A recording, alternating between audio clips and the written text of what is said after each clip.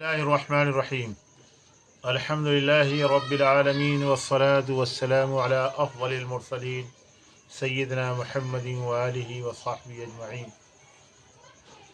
मुहतरम सामिईन, अज़ीज़ान गिरामी, बिरादरान इस्लाम, अज़ीज़ व दोस्तों, इस नशिस्त में उर्दू के चंद अल्फाज की एटिमोलॉजी, असलियत, साख्त और बाफ्त इंशाअल्लाह बयान की जाएगी। लफ्ज़ आन, लफ्ज़ आँचल, आँच, इसी तरह लफ्ज़ आंसू, इनकी असलियत क्या है, ये लफ्ज़ किस तरह बने हैं। आन ये फ़ारसी का लफ्ज़ है, इसके दो तीन इस्तेमाल हैं। जैसे इसी आन में चले गए, आन माने इंस्टेंट और फौरी, आन माने इंस्टेंट और फौरी। इसी तरीक़े से आन के माने ग्रेस, शान, अज़मत। यूँ कहा जाता है फ़लाँ बड़े आन बान के साथ, फ़लाँ शख्स बड़े आन बान के साथ आए।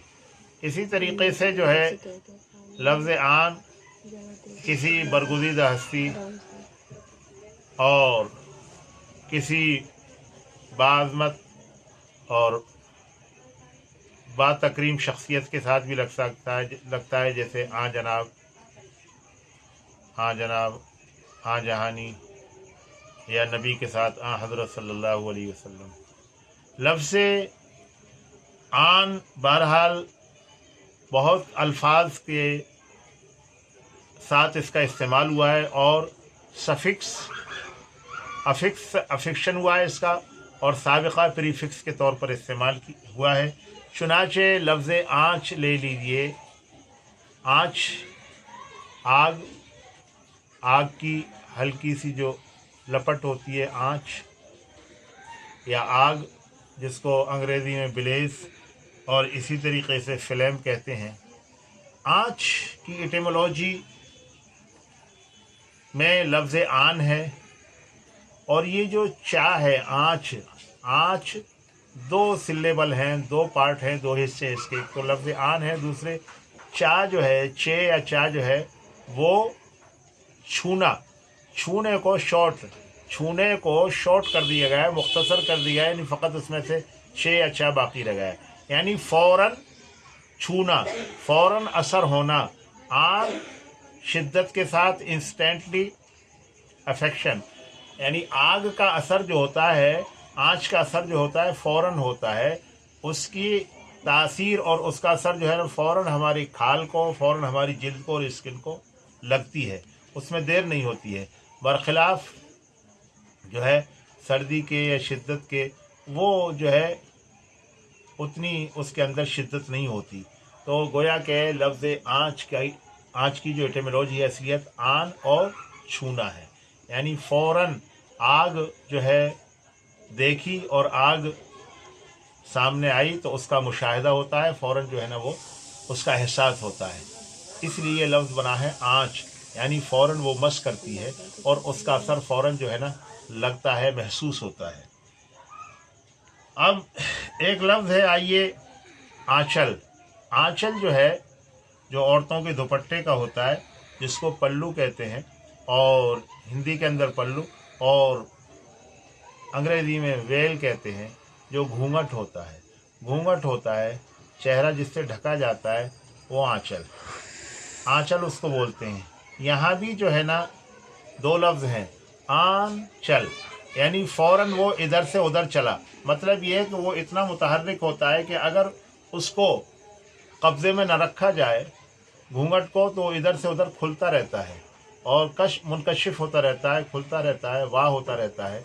इसलिए इसके भी गोया दो लफ्ज़ हैं तरकीब में, एक तो लफ्ज़ आन है और एक चल है। चल से मुराद चलना, यानी इधर से उधर वो घूमता रहता है, हटता रहता है, चेहरे से हटता रहता है। इसलिए जो है ना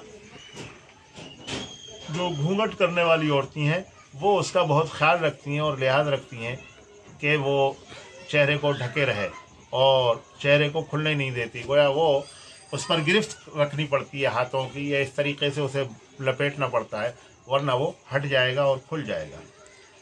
अब आइए तीसरा लफ्ज़ है आंसू।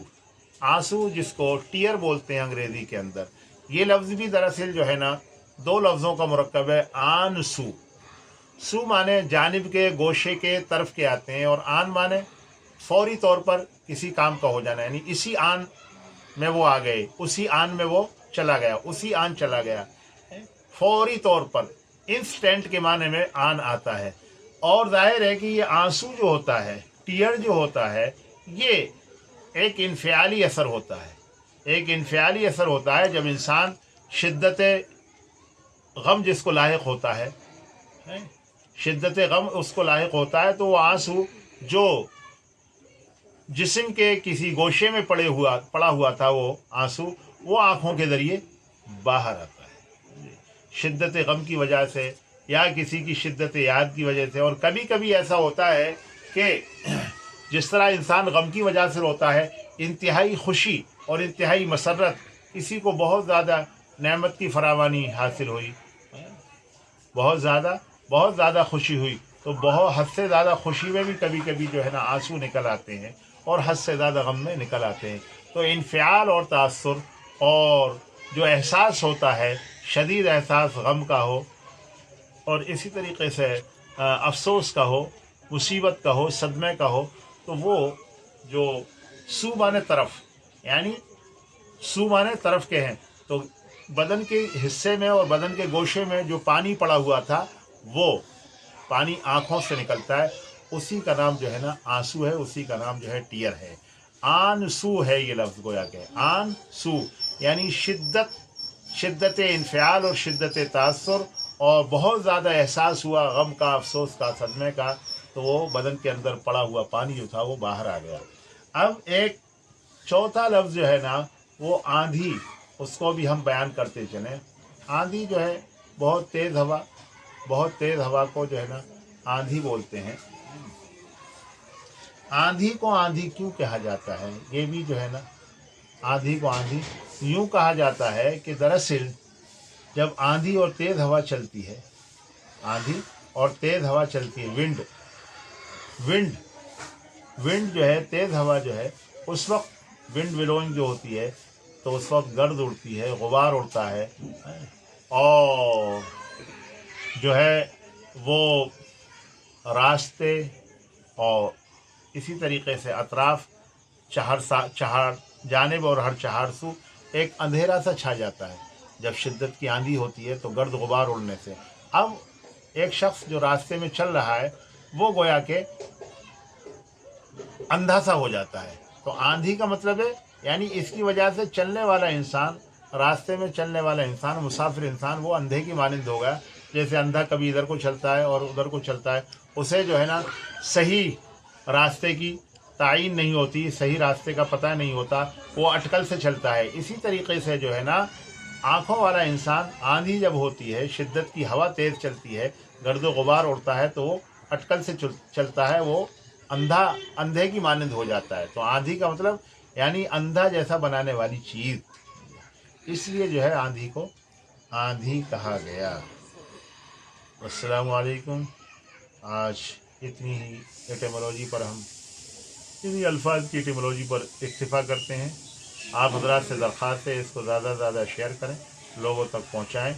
और असलियत क्या है, लफ्ज़ आँचल की असलियत क्या है, लफ्ज़ आंसू की असलियत क्या है, लफ्ज़ आँच की असलियत क्या है, और लफ्ज़ आंधी को आंधी क्यों कहते हैं, इनकी हकीकत को समझाएँ, दूसरों के साथ तबादला ख्याल करें, और उर्दू की मारिफत में गहरा मकाम हासिल करें। अस्सलामु अलैकुम।